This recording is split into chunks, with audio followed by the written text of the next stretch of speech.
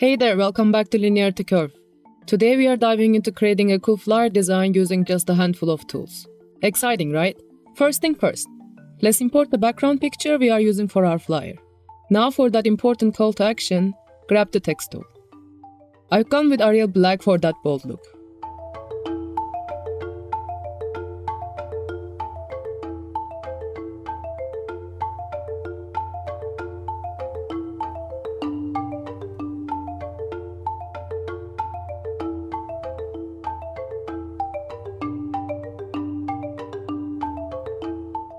To make things visually appealing, let's align everything in the center and distribute vertically.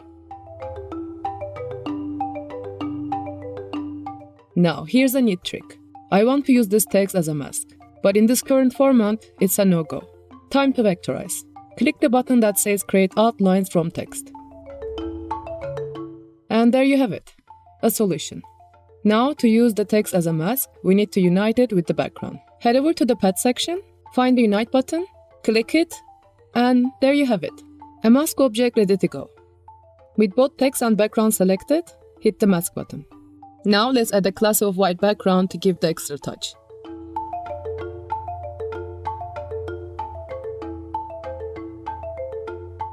For the finishing touches, add a location, logo, and time to complete the flyer. And just like that, in a matter of minutes, our flyer design is good to go. That's it for this tutorial. I'll see you in the next one.